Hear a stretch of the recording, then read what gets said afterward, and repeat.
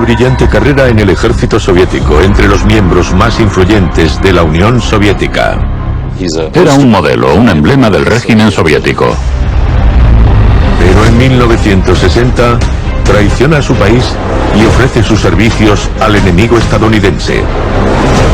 Tengo a mi disposición material muy importante sobre muchos temas de extraordinario interés e importancia para su gobierno. El coronel Oleg Penkovsky, un espía con acceso a los secretos del poder soviético. La cantidad de material que sacó fue asombrosa. ¿Pero se puede confiar en él? ¿Era quien decía ser y lo hacía por las razones que decía? El destino del mundo está en sus manos. Es inevitable pensar qué habría pasado de lo contrario. Esta es la sorprendente historia del arma secreta de Estados Unidos, un prolífico espía que casi sin ayuda libró al mundo de una guerra nuclear.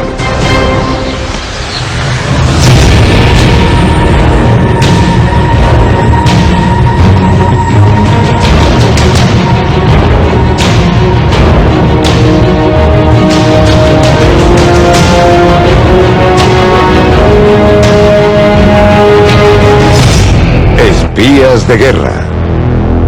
El espía que evitó la guerra. Соединенные Штаты Америки Aggression and subversion will not be profitable routes. могут дать отпор любому агрессору. The right of self-determination for all people. Who can best stand up to Khrushchev? A principios de la década de 1960, el presidente de Estados Unidos, John F. Kennedy, y el primer mandatario de la Unión Soviética, Nikita Khrushchev, reprenden el uno al otro en sus discursos públicos. Es el apogeo de la Guerra Fría, y el mundo está ideológicamente dividido en dos. En el oeste, el bloque liberal, liderado por Estados Unidos. En el este, el bloque soviético, encabezado por la poderosa URSS.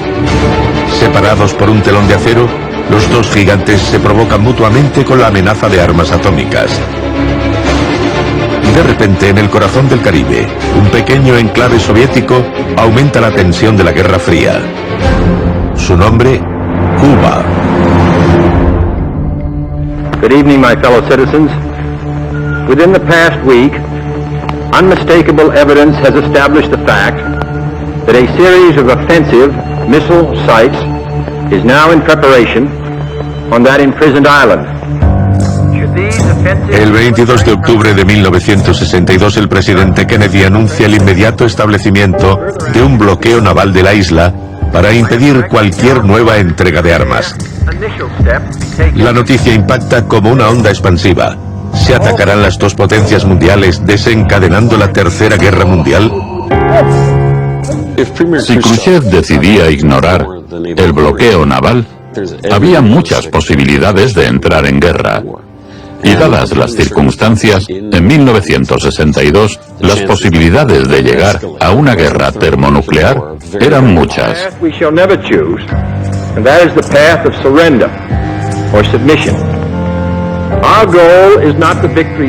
Mientras el mundo contiene la respiración, el presidente Kennedy permanece notablemente tranquilo.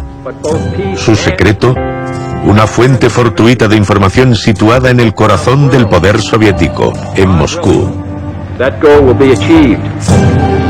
Thank you and good night.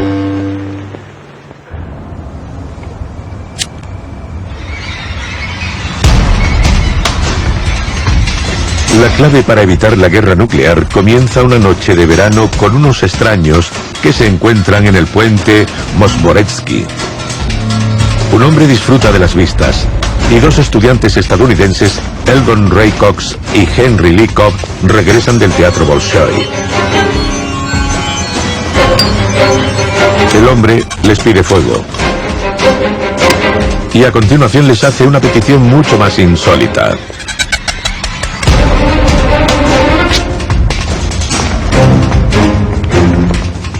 Les dice, tengo un paquete y quiero que se lo entreguen a un hombre. El hombre en cuestión es el oficial de seguridad de la embajada estadounidense en Moscú. Quiero que se lo lleven inmediatamente. El hombre entrega a los estudiantes dos sobres y desaparece en la noche. Cox y Cobb se quedan allí decidiendo qué hacer. Cox dice, voy a llevarlo, y Cobb dice, no, es una trampa, no tengo nada que ver con esto, regreso a mi hotel. Así que se separaron. Cox cogió un taxi y fue a la embajada estadounidense.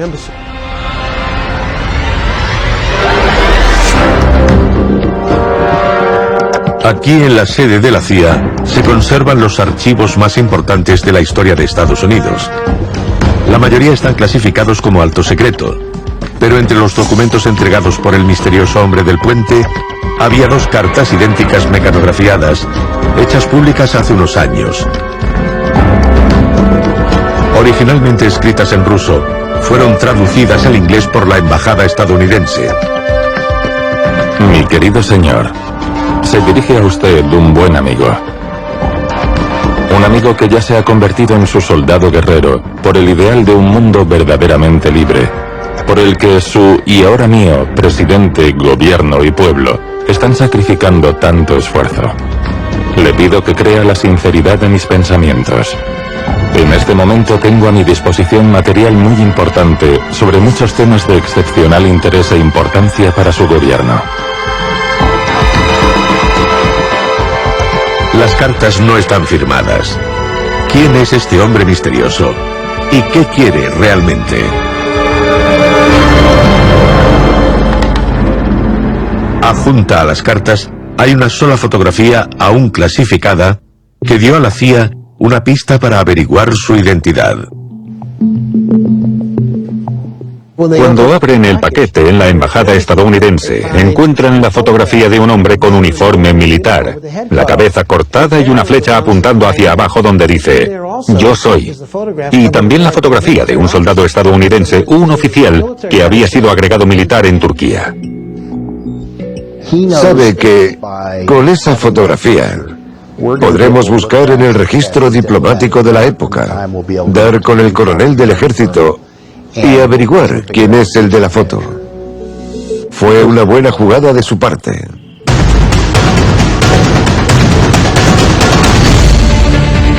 Gracias a la fotografía y a las descripciones de los estudiantes, la CIA encuentra rápidamente al misterioso informante. El coronel Oleg Penkovsky. Durante la Segunda Guerra Mundial, este brillante oficial soviético ascendió en las filas del Ejército Rojo.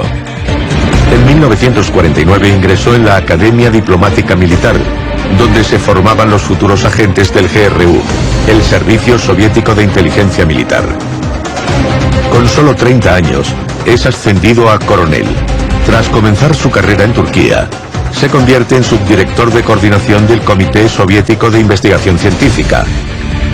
Su misión: obtener conocimientos técnicos de los países occidentales. En teoría era sin duda un modelo, un emblema del régimen soviético. Su ascenso es igual al de muchos otros en niveles similares del servicio de inteligencia. Y en otros aspectos es un producto típico, un brillante ejemplo del sistema soviético.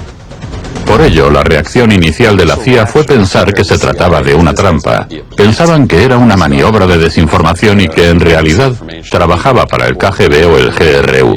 Era demasiado bueno para ser verdad. A pesar del riesgo, la CIA envía a un agente de inteligencia a Moscú para contactar con Oleg Penkovsky. Si la motivación del hombre es sincera, Occidente tendrá su primer topo en el corazón del poder soviético, una oportunidad imposible de desaprovechar. En la primavera de 1961 la reunión por fin tiene lugar. El empresario y contacto británico del MI6, Greville Wynn, acoge a una delegación de ingenieros y científicos en Londres.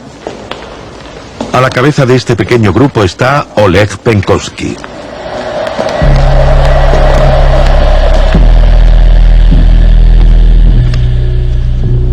En el Hotel Mount Royal, Greville Wynn informa al coronel soviético.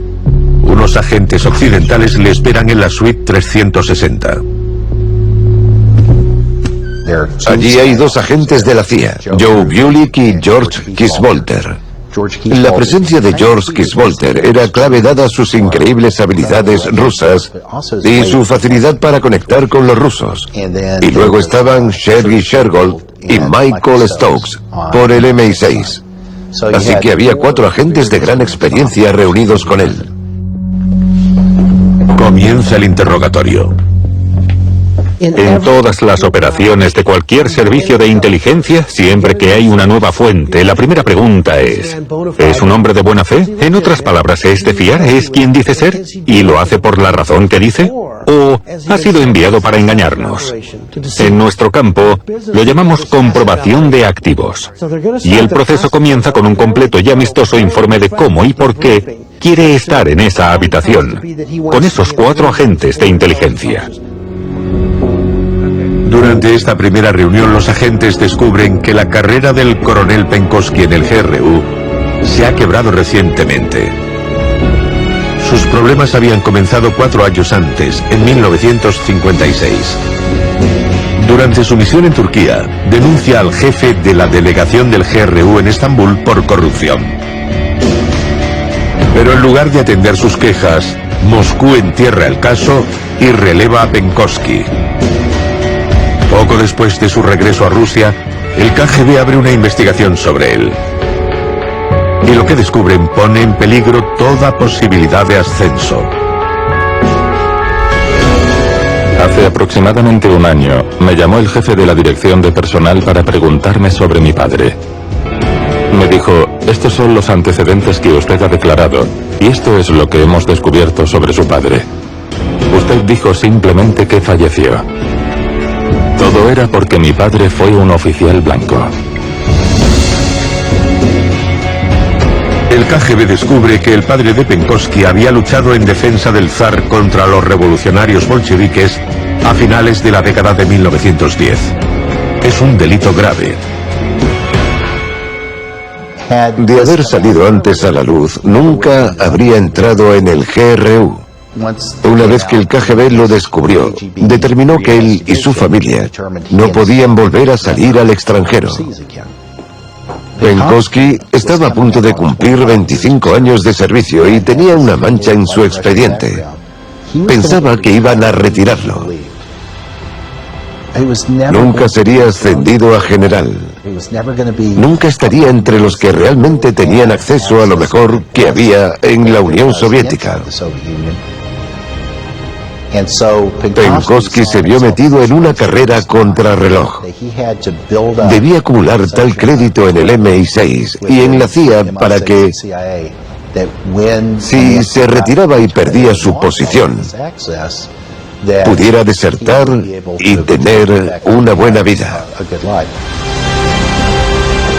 Durante las primeras reuniones, los agentes intentan desentrañar la intrincada personalidad de Oleg Penkovsky y sus complejas motivaciones. Aún hoy sigue habiendo muchas incógnitas sobre las motivaciones de Penkovsky.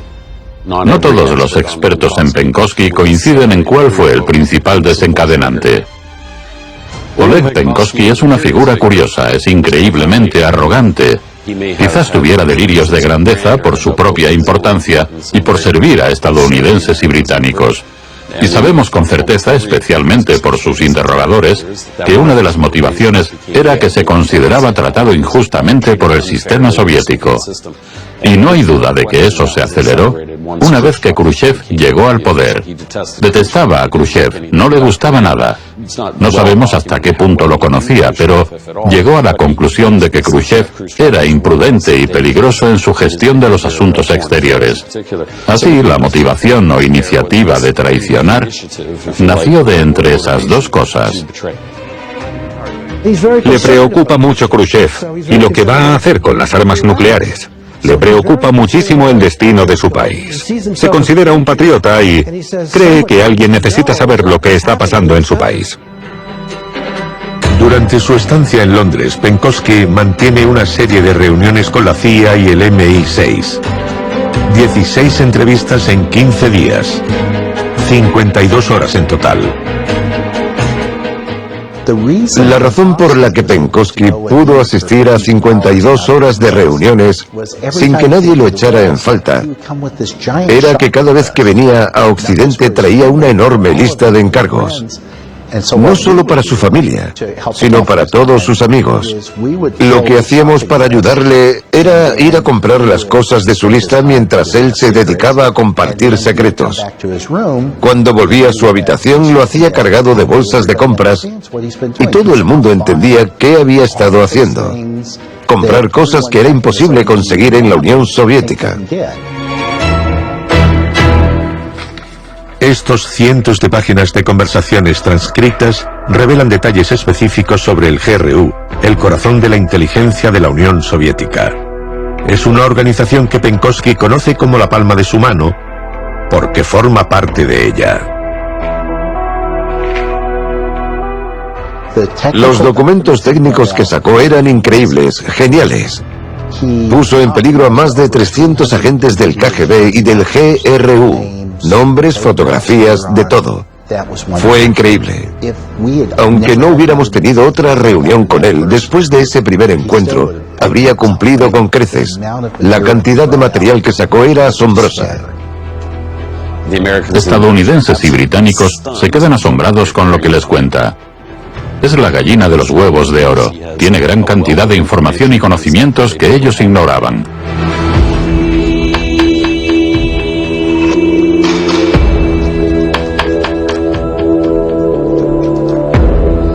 Pero cuando su estancia en Londres llega a su fin, también debe concluir sus reuniones en la suite 360. Al final de las 52 horas, los 4 agentes se dieron cuenta de que tenían un tremendo recurso.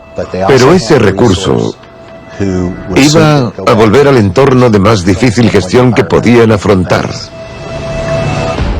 Inmediatamente decidieron que necesitaban un sistema para pasarle información y recoger información que él proporcionaba en Moscú.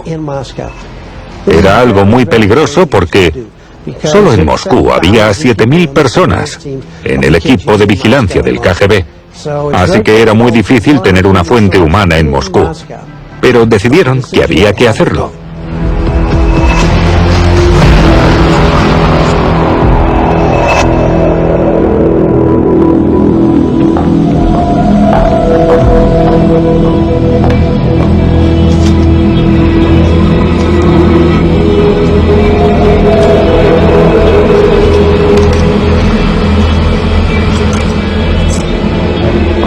En la capital soviética, a pesar de los riesgos, Oleg Penkovsky sigue trabajando para sus nuevos aliados occidentales. Con sus pases oficiales puede acceder a la colección especial de la Biblioteca del Alto Mando de Artillería. Es donde el régimen guarda sus documentos más confidenciales sobre el desarrollo de su arsenal militar.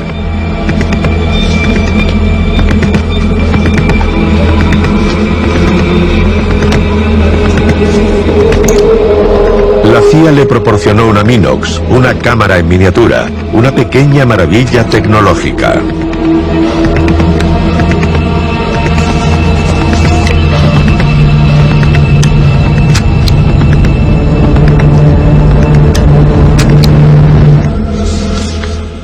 Durante la Segunda Guerra Mundial, la Minox se convirtió en la cámara espía perfecta para copiar documentos, por varias razones. La primera es que era muy pequeña, fácil de ocultar. La segunda es que, en una época en la que las cámaras eran bastante grandes, algo tan pequeño que cabía en la mano no era amenazante. Y la tercera era que tenía una lente increíblemente nítida y podía enfocar fácilmente. Desde unos 20 centímetros podía hacer una foto de una página entera. Tenían entre 36 y 50 fotos por carrete. Podía sacarla del bolsillo, abrirla, se cargaba automáticamente al hacerlo, colocarla a la altura adecuada y hacer la foto. Se tardaba segundos.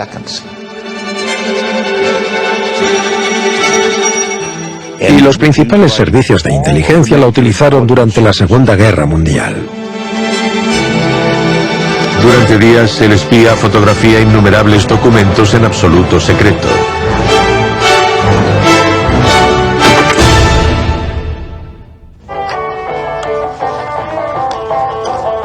Penkovsky envía los microfilms a su contacto, Greville Wynne, el organizador del primer encuentro en Londres.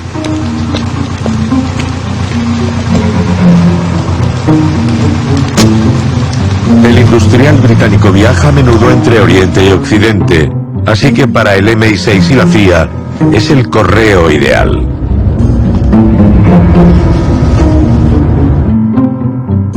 En 1961, entre principios de mayo y finales de junio, Penkovsky entrega documentos tácticos de gran importancia. Los originales siguen clasificados como alto secreto. Pero estas listas publicadas por la CIA ilustran la riqueza de su información. Tenía acceso a un documento llamado Pensamiento Militar Soviético, un diario secreto de alto nivel. Y en ese diario secreto, del que ahora tenemos miles, era donde el ejército, el KGB y el GRU debatían el futuro de la Unión Soviética, la táctica y dónde deberían ir las cosas y cómo deberían hacerse. Era algo único. Era tan bueno que en la CIA continuamos usando ese material durante los años 80 para formar a jóvenes analistas y enseñarlos a estudiar un país en su totalidad. Los agentes de la CIA deciden que es hora de difundir la información de Oleg Penkovsky. Pero para proteger su valiosa fuente, no pueden revelar su identidad bajo ninguna circunstancia. De ahora en adelante, el nombre del espía debe ser un secreto absoluto.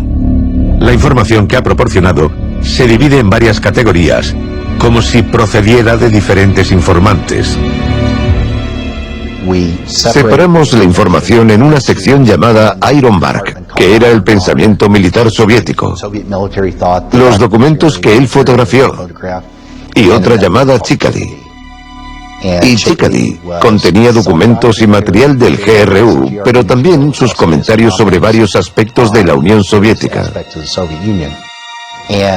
Creábamos unas listas llamadas Bigot, en las que se indicaba quiénes tenían acceso a Iron Bark y quiénes tenían acceso a Chikadi. Algunas personas tenían acceso a ambas, y ni siquiera en las reuniones internas o en los mensajes intercambiados mencionábamos su nombre. Siempre usábamos criptónimos y tenía una gran variedad de ellos. Incluso internamente, entre las fuentes más fiables, procurábamos que la gente no atara cabos y viera que toda esa información llegaba del mismo hombre. Entre la información suministrada por Oleg Penkovsky, un asunto cambiará el rumbo de la Guerra Fría. El alcance y el poder del arsenal militar soviético. Según el nuevo agente doble, Estados Unidos ha sobreestimado bastante la fuerza de Rusia.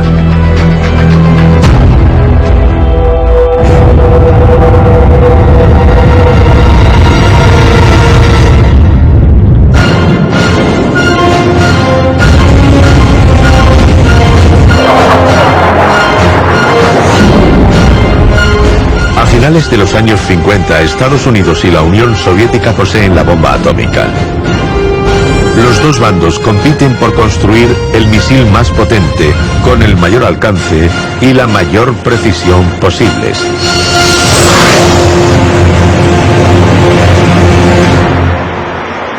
Estados Unidos está convencido de la superioridad soviética en lo que los líderes llaman la brecha de los misiles. En 1960, antes de que Kennedy llegue a la presidencia, Estados Unidos está a ciegas. Desconoce cuál es la capacidad militar soviética, su capacidad nuclear. No sabe nada del sistema. Cree que los misiles soviéticos se cuentan por decenas de miles, que son mucho más avanzados de lo que realmente son. Y aún más importante, que van muy por delante de Estados Unidos. Así que esa psicosis de la brecha de los misiles, ese convencimiento de que existe y que los rusos van muy por delante, es lo que asume Kennedy cuando toma posesión.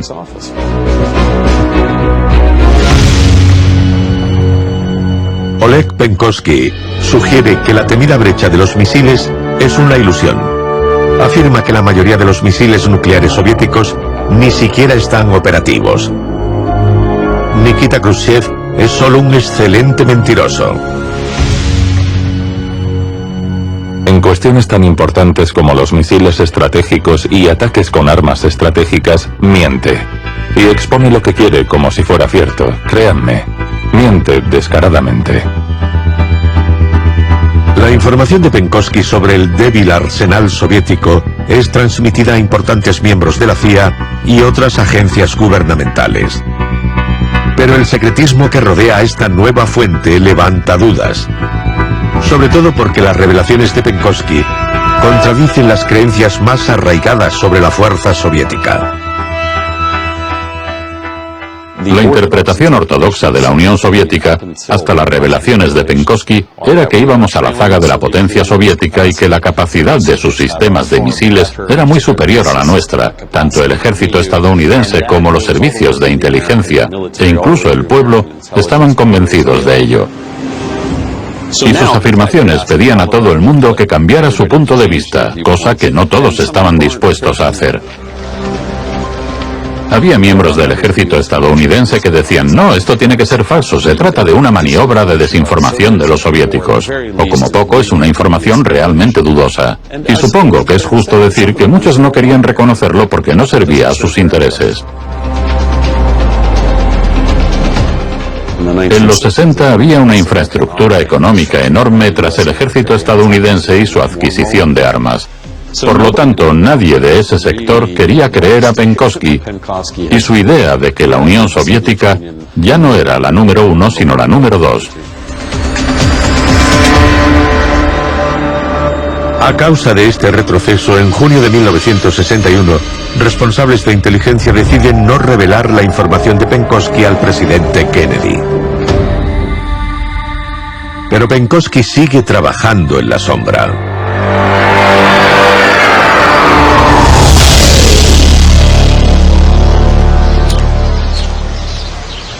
Ahora Penkovsky tiene un nuevo contacto al que le pasa sus documentos secretos. Janet Chisholm, de 31 años, madre de 3 hijos y casada con un miembro del MI6 destinado en la embajada de Moscú. Janet había sido secretaria del MI6, así que no era una agente totalmente preparada. Pero en aquella época era muy común que colaborasen los cónyuges y familiares. Hoy Penkovsky debe pasar a Janet Chisholm una carta con 7 microfilms escondidos dentro de una caja de chocolatinas. Ella coge la caja, se inclina hacia atrás, la mete en su bolso e inmediatamente saca otra caja real, idéntica, y él sigue su camino. Una entrega rápida y perfecta.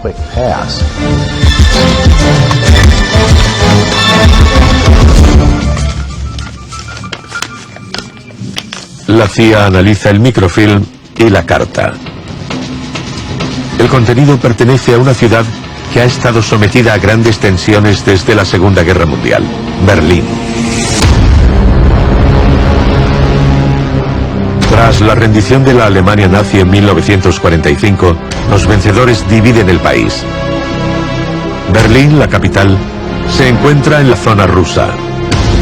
Pero los aliados deciden dividir la ciudad en 4. Al este los soviéticos, al oeste estadounidenses, británicos y franceses. Berlín es el único lugar del mundo donde las 2 superpotencias mundiales se encuentran cara a cara. Básicamente hay 2 campos. 2 campos ideológicos, políticos y económicos enfrentados en un par de calles del centro de Berlín. Es una situación extraña, muy extraña. Y la única razón por la que hay sensación de normalidad es que de alguna manera se han acostumbrado a un gobierno cuatripartito en su ciudad, con vehículos policiales en los que viaja un miembro de cada fuerza, un británico, un francés, un estadounidense y un ruso. Lo extraño e inusual se convierten en normal. Pero eso no niega el hecho de que, en última instancia, dos superpotencias colosales se vigilaban a través de las calles de la ciudad en pleno centro de Berlín.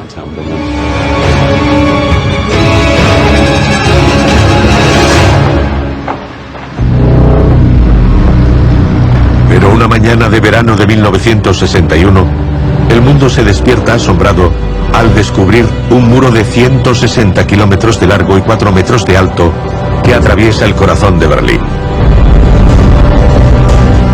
La capital alemana está literalmente partida en dos.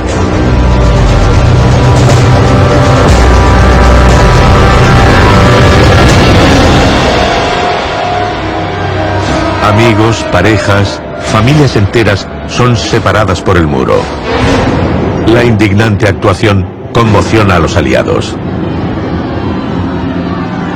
Tras el inesperado movimiento de Rusia en Berlín, Oleg Penkovsky da a la CIA una pista sobre el siguiente. Nikita Khrushchev planea expulsar a los aliados occidentales de la capital alemana. Un informe reciente de una fuente que en este momento se considera fiable afirma que las fuerzas soviéticas y de los estados satélite serán sometidas a un alto grado de preparación para el combate en maniobras de un alcance sin precedentes a partir de principios de octubre. Con lo que Khrushchev amenazaba en Berlín era básicamente la guerra. Quería firmar un tratado de paz con Alemania Oriental, volver a cerrar las carreteras y los aeropuertos, lo cual era una potencial declaración de guerra. Y lo haría en un año. Pero en sus informes, Penkovsky va más allá. Tras revelar los objetivos de Nikita Khrushchev para Berlín, afirma que Estados Unidos debe mantenerse firme ante las bravatas de Rusia. Considerando el alto riesgo de una tercera guerra mundial, Allen Dulles, jefe de la CIA, decide que es hora de informar al presidente Kennedy. La principal de esas informaciones era la idea de que Khrushchev fingía, y Kennedy leyó en repetidas ocasiones los informes de Penkovsky sobre las fanfarronadas de Khrushchev que indicaban que todo lo que decía y hacía no era más que un gran farol que pretendía disfrazar el hecho de que la Unión Soviética era mucho más débil, que era militarmente débil, y que Khrushchev no tenía ninguna intención real de resolver la situación por la fuerza. Así que, a la luz de esta información, Kennedy abordó la crisis con mucha más seguridad. Ahora los estadounidenses están convencidos de que la superioridad militar soviética es ficticia. El presidente Kennedy por fin decide seguir el consejo de Penkovsky y plantarse. The people of West Berlin today have that freedom. It is the objective of our policy that they will continue to enjoy it. El 21 de octubre de 1961, el subsecretario de Defensa de Estados Unidos hace una declaración pública en Palm Springs, California. No se filmó, pero el texto se conserva en los archivos de la CIA. Berlín es la emergencia en este momento porque los soviéticos así lo han decidido. Hemos llamado a 150.000 reservistas, aumentando los alistamientos. Nuestras fuerzas están tan movilizadas y protegidas que un ataque furtivo no podría desarmarnos eficazmente. Tenemos una capacidad de contraataque con tanto alcance como los soviéticos si atacan primero.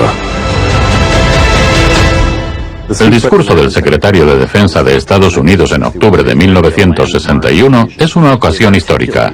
Deja claro que la postura de Estados Unidos ha cambiado del convencimiento de estar por detrás de la Unión Soviética a la comprensión de que está en cabeza. Y es una de las primeras veces que se presenta esa idea al público estadounidense e internacional. Los estadounidenses anuncian oficialmente que han dejado de creer en la brecha de los misiles.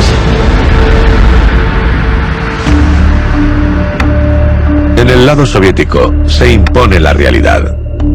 Si Estados Unidos ya no cree en sus mentiras, es porque alguien les ha estado pasando información. En la ciudad más vigilada del mundo, el cerco se cierra lentamente en torno al coronel Penkovsky.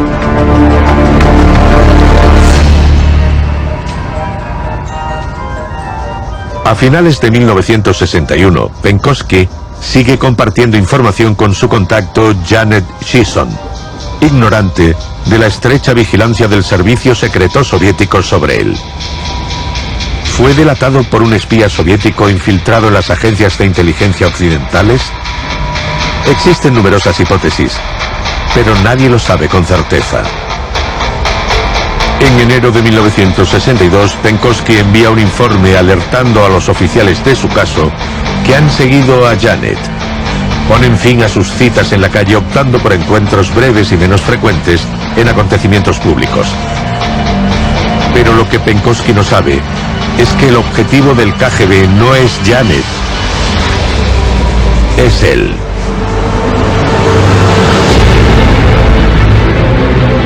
El servicio secreto soviético lo sigue a todas partes. Tienen su apartamento bajo vigilancia permanente. E incluso lo registran cuando está fuera, en absoluto secreto. ¿Cómo entran en el apartamento de forma segura? Me lo contó Yuri Nisenko, que era el subdirector del agente del KGB que llevaba el caso. Desertó a Estados Unidos y ya ha fallecido, pero me lo contó personalmente. Me dijo, sí, pusimos medicina negra en su asiento. Le pregunté, ¿qué es eso? Y me dijo, pintamos su asiento. La piel de su trasero la absorbió a través de la ropa y tuvo que ir al hospital. Mientras estaba ingresado, tuvimos acceso libre a su apartamento. Cuando el KGB entró en su apartamento, encontraron la cámara que le había proporcionado la CIA y las libretas de un solo uso que utilizaba para encriptar sus comunicaciones con la CIA. Eran cosas que solo tendría una organización de espionaje. La trampa se cierra alrededor del coronel traidor de la Unión Soviética. Pero a pesar de los riesgos, Oleg Penkovsky continúa su trabajo para las agencias de inteligencia occidentales y parece haber alcanzado un máximo en su frenético intento de darles más información.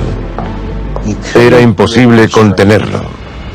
Hacía demasiado, producía demasiado. Pensad que entró en una sala de estudio de la biblioteca de la Academia Militar e hizo 8.000 fotografías con esa pequeña cámara. Estaba tan convencido de que podía salirse con la suya, tan motivado a ser reconocido como el mejor y tan empeñado en demostrar de lo que era capaz, que perdió el sentido de la autoprotección hasta que fue demasiado tarde.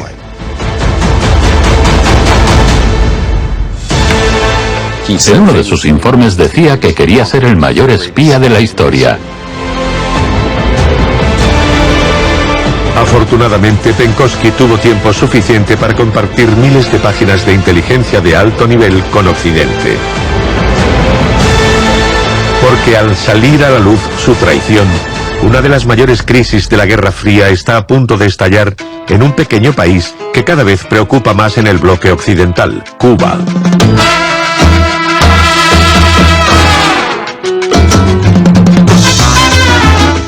En 1959 la isla caribeña se convierte en una espina clavada en el costado de Estados Unidos cuando Fidel Castro y las guerrillas cubanas deponen al dictador proestadounidense Batista. El nuevo régimen enfurece a Washington nacionalizando los bienes estadounidenses. Y en 1960, cuando Castro y Khrushchev se convierten en aliados, cortan todas las relaciones diplomáticas con Estados Unidos.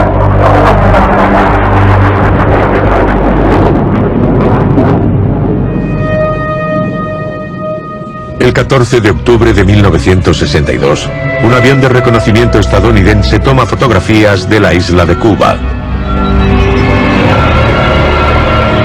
En una de ellas, se ve lo que parecen ser plataformas de lanzamiento de misiles ocultas en la selva. En absoluto secreto, la Unión Soviética está militarizando la isla con la bendición de Fidel Castro. En los días siguientes, Aviones de reconocimiento estadounidenses toman más fotografías de Cuba.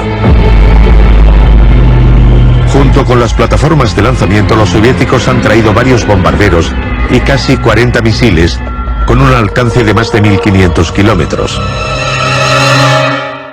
Good evening, my fellow citizens. This government, as promised, has maintained the closest surveillance of the Soviet military buildup on the island of Cuba. Within the past week, unmistakable evidence has established the fact that a series of offensive missile sites is now in preparation on that imprisoned island. Kennedy tiene que tomar una decisión, y Curtis LeMay y los demás asesores le aconsejan una invasión. Le dicen: ahora tenemos todas las razones para invadir Cuba. Deberíamos hacerlo antes de que esos misiles estén activos y se conviertan en una amenaza para Estados Unidos. Kennedy argumentó que si de repente invadíamos Cuba, no sería como Pearl Harbor. ¿Cómo nos iba a mirar el mundo? Y decidió buscar una alternativa, otra que no fuese una invasión directa. Deliberando entre las diferentes estrategias, el presidente Kennedy confía en los informes diarios de la CIA. Muchos de ellos llevan el sello Iron Bark, que indica que se basan en la información proporcionada por Oleg Penkovsky. En la actualidad hay 22 emplazamientos de misiles tierra-aire ubicados en Cuba, de los cuales creemos que 9 están operativos individualmente. El disparo inicial puede tener lugar en cualquier momento, después de una alerta. Las plataformas de lanzamiento tardan aproximadamente entre 3 y 5 minutos en volver a disparar. La naturaleza de los misiles, su potencia, su alcance, sus especificaciones técnicas. Gracias a Penkovsky, las autoridades estadounidenses pueden evaluar el alcance de la amenaza. Es un resultado directo de la información de Penkovsky, lo que permite a Estados Unidos conocer el alcance de estos misiles, que es casi todo el país excepto Seattle. También sabe cómo serán operativos esos misiles. En otras palabras, cuánto tiempo tardarán en ser operativos. Por lo tanto, es la información de Penkovsky lo que permite a Kennedy saber cuánto tiempo tiene para negociar la retirada de los misiles. Kennedy sabe que tiene entre 3 y 8 días, según la mayoría de las estimaciones, antes de que los primeros misiles estén activos. Ahora tiene una segunda opción.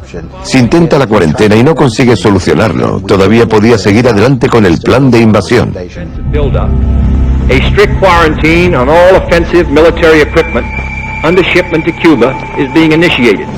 I have directed the armed forces to prepare for any eventuality. It shall be the policy of this nation to regard any nuclear missile launched from Cuba against any nation in the Western Hemisphere as an attack by the Soviet Union on the United States, requiring a full retaliatory response upon the Soviet Union. El 22 de octubre, Kennedy anuncia en directo por televisión la imposición de cuarentena a Cuba y el bloqueo de la isla por la Marina de Estados Unidos. Kennedy decide que lo mejor es dar a los soviéticos una oportunidad de retirar sus misiles preservando su honor. Es entonces cuando se le ocurre la idea de un bloqueo para evitar que se envíen más misiles a Cuba. Sabíamos que había 3 buques más en camino, que aún no habían terminado, que iban a llegar más. Así que dijo, tenemos que detener estos barcos antes de que lleguen a Cuba. Y fue cuando ordenó a la Marina que los detuviera. Las autoridades estadounidenses trazan una línea virtual en el océano y prohíben cruzarla a todo barco ruso. La violación sería considerada un acto de guerra. La decisión del presidente Kennedy de imponer una cuarentena naval, como él la llamaba, un bloqueo naval, es realmente un desafío sin precedentes en el derecho internacional y en el contexto de los misiles rusos que llegan a Cuba, y consiste en trazar una línea en el mar. El problema es que una vez que se ha puesto en marcha, hay que respetarlo, por lo que la probabilidad de que un buque ruso se acerque a esa cuarentena, a ese bloqueo, aumenta el riesgo de guerra. El mundo entero contiene la respiración. Pero aún cabe la posibilidad de una solución diplomática, sobre todo gracias a Penkovsky. Porque en todos sus informes, el coronel Penkovsky es inflexible. Khrushchev va de farol. Kennedy debería ser firme.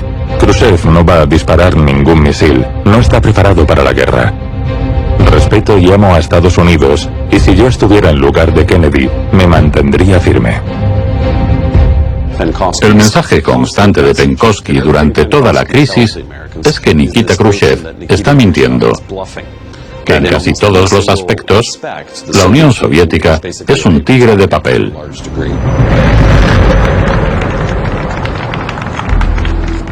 Y sucede igual con los misiles nucleares. Solo pueden llegar hasta un punto, pero eso cambia la dinámica de las relaciones entre la Unión Soviética y Estados Unidos. I call upon Chairman Khrushchev to halt and eliminate this clandestine, reckless, and provocative threat to world peace and to stable relations between our two nations. Our goal is not the victory of might, but the vindication of right. Not peace at the expense of freedom, but both peace and freedom here in this hemisphere, and we hope around the world. God willing, that goal will be achieved. Thank you, and good night. Mientras Kennedy pronuncia su famoso discurso, el espía Oleg Penkovsky es detenido por el KGB en Moscú. Los estadounidenses acaban de perder a su mayor aliado, pero aún no lo saben. 2 días después, el 24 de octubre, 12 barcos regresan por orden de Khrushchev. El resto se detiene. La tensión alcanza el máximo. Esta línea trazada en torno a Cuba representa la última frontera antes de una guerra termonuclear. El 26 de octubre, los líderes soviéticos solicitan una negociación a puerta cerrada. Querían establecer un canal de comunicación con Estados Unidos para intentar negociar una forma de salvar las apariencias. Querían que nos fuéramos, pero a cambio tenían que darnos algo. Así que activaron a un residente del KGB en Washington, Alexander Feklisov, y crearon un canal mediante el cual podían intercambiar información sin que el público lo supiera. Así que les dijimos que levantaríamos el bloqueo si ellos sacaban sus misiles, detenían sus buques de guerra y se daban la vuelta. Después de eso, nosotros retiraríamos nuestras armas de Turquía.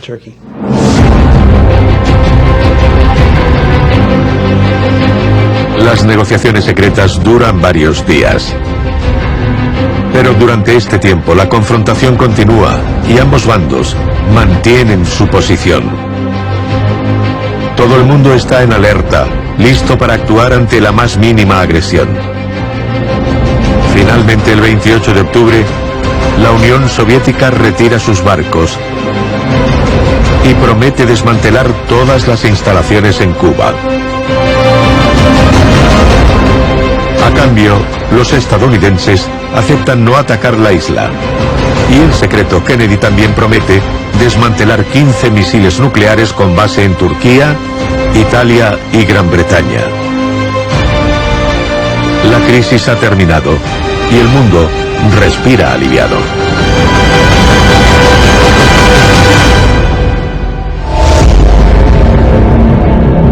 Kennedy aparece como el ganador.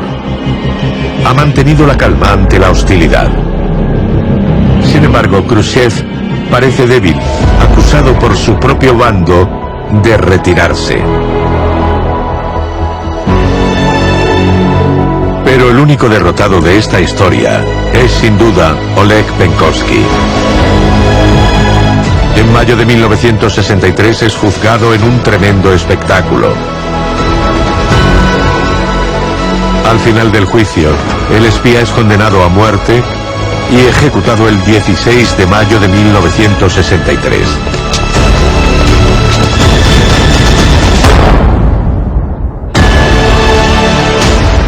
Este brillante oficial soviético dio su vida por una causa que defendía.